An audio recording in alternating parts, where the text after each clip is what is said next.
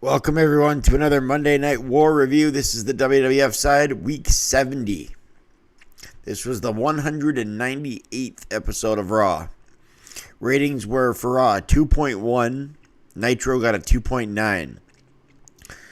WCW is now won. Nitro has now beat Raw 33 weeks in a row.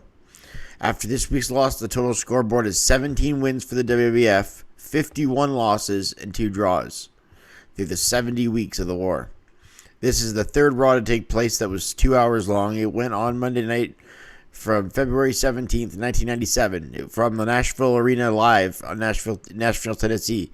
This was the night after Final Four in your house, and officially the road to WrestleMania ramps up into high gear with Mania decisions based off this night's results.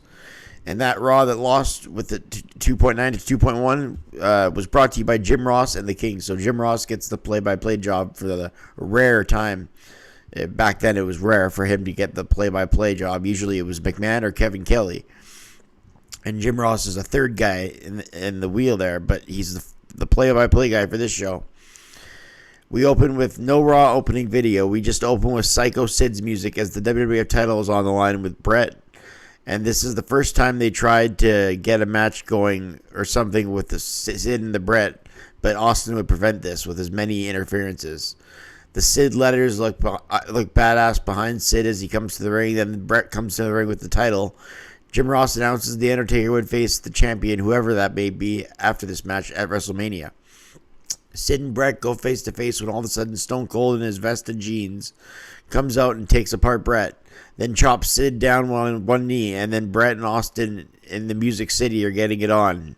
Sid is hurt, and the match is delayed. They go back to HBK losing his smile in a video package from last week's Thursday Raw Thursday.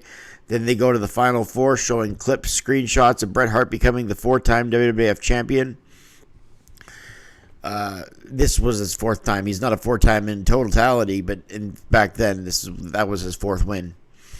The Wild Man Mark Mero opens up Raw against Savio Vega. Savio Vega has the Nation with him. Mark Mero has Sable back with him. Sable's back after a brief hiatus.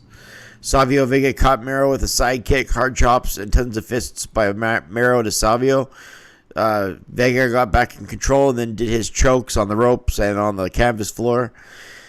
Snapshot vertical suplex. The Nation on the outside stomp on Mero until Sable kicked one of the rappers as well, which got a huge pop from the Nashville crowd. Savio Vega gets Mero back in the ring and misses a splash in the corner, so Mero Irish whips Vega into the back body drop. Mero wins by DQ after the Nation got in the ring. Ahmed comes with him with a 2x4 to clear the Nation. Savio Vega and everyone else except Farouk, who stood in the crowd like a dictator. And he, put the hand up in the air, motion to the crowd, that taunt. And this is sort of what the NWO was doing, coming from that crowd area, so I'm not sure if Vince didn't just steal it from the NWO. I rated that match 3/4 of a star. Bret cuts a promo backstage on Sid and Taker and Austin. JR and King ask him questions. King obviously playing the heel that Bret hates. As they had their feud. Sorry, just had a sip of coffee there. As they had their feud, Bret and Lawler. So Lawler obviously got his cheap shots in on Bret. Rocky Maivia defends the Intercontinental title against Leif Cassidy. So this is Al Snow. But Leif Cassidy, well, he was still Cassidy. He was a good worker as Cassidy, so he got to show more of his technical ability in the Leif Cassidy role than he did as Al Snow. Al Snow was just like a hardcore brawler. Out comes a very green, smiling, and new Intercontinental Champion, Rocky Maivia. Sunny then comes out with her chest bouncing out of her pink dress. Maivia ties up with Kat, and Maivia, she's the ring announcer, the ring bell ringer. She sat ringside. Just an excuse to get Sunny on the show for ratings. Backed into the corner early and right hands with kicks and chops by Leif Cassidy, clotheslining Rocky out of the ring. It looked like Leif Cassidy would sunset flip from the outside, but Rock didn't go down for it, so I'm not sure if that was a botch on the Rock's part. It could have been because he's so new, and Rock didn't, like Leif Cassidy leaped in over the rope and almost did a sunset flip, but Rock didn't go down. So I just think that could have been a mistake. Helmsley on a split screen cuts a promo and talks about how Rocky's the luckiest punk in the world. Leaf throws him into the corner, an armbar takedown into a DDT. Furthers the arm work on Cassidy as he applied an armbar, tried to hyperextend the elbow. Rock with the crossbody off the top, and in the end, Maivia wins with a shoulder breaker. So The Rock defends his Intercontinental title. I gave the match 2 stars. King cuts a promo on ECW, inviting them to next week's show from Manhattan, the Manhattan Center. Kevin Kelly interviews Goldust. He talks about an indecent proposal Helmsley made to his Marlena and how he crossed the line. Goldust is then called All Man by Marlena, and showing that he's straight and he's a face and everything's great with Goldust. That's what Marlena wanted to say. And Triple H set him up for the pedigree, but Marlena slaps Triple H. Then a huge woman comes from behind, shaking Marlena like a rag doll. It's Chyna. She doesn't have the Chyna name. She's just that huge woman. She debuted at In Your House Figure 4. In Your House Final 4. I was going to say Figure 4. In Your House Final 4 last night, but this is her Raw debut. And she's taken out by security. Next up, we got the Headbangers taking on the Hardy Boys. The Headbangers are a newer team, and the Hardy Boys are their first appearance as a tag team on Raw. They wouldn't be a regular team on Raw for a couple years after this, but they were jobbers individually, so they both had been on Raw before in individual matches, but this is their first time tagging together on Raw as a jobber team. They're too young to be a regular team, so they were just there to make the Headbangers look good. Headbangers with a ton of double tandem moves, and they got the victory. I already did a star and 3/4. There was some good tandem moves by both sides, but this was just to get Headbangers over. Farouk backstage made his talk with Ahmed and said, "How about we have a Chicago street fight at WrestleMania?" They tried to get Sid and Bret on for the second time, but this is the second time Austin prevented it. But Gorilla Monsoon said the WWF is not like those other people, WCW. They will have Sid versus... They didn't say WCW, but that's what they meant. They said when they have announced a title match, they'll come through with it.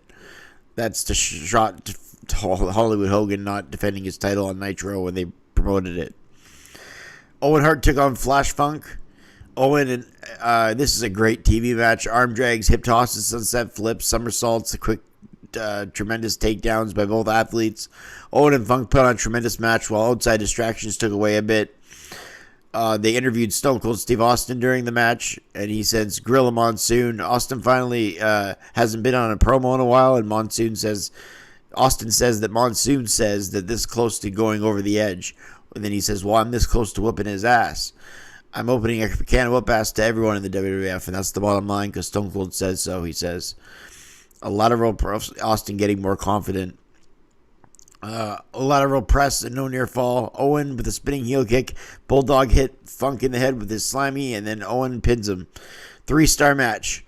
Bart Gunn took on Hunter Hearst Helmsley. Imagine Bart Gunn defeating Triple H in 2024. Well, it was a thing in February 97, but that's because Goldust got involved, and he chased him out through the crowd. The main event between Psycho Sid and Bret Hart for the WWF title, and I rated that match, by the way, that last match there. I forgot to tell you, 2.5 stars between Bart Gunn and Triple H. Psycho Sid versus Bret Hart. This match, Bret obviously did the whole bigger man vertical base, going to get him down to the canvas and ground him and work on the legs.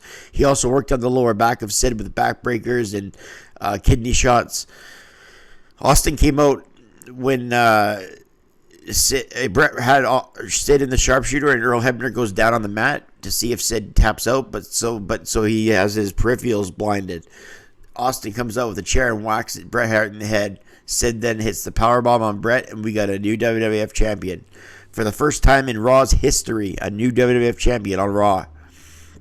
Raw had been a show for about 4 years and a couple months, and this is the first time a WWF title changed hands on the Raw. I believe so. If I'm wrong on that, I'm wrong, but I don't think I went over it in my mind. I have the lineage in my mind, and yeah, it's the first time on Raw anyway. There's been many shows where the title change hands that are like less than Raw, but this is the first time on Raw. So Sid will take on The Undertaker at WrestleMania, and Bret and Austin have bad blood.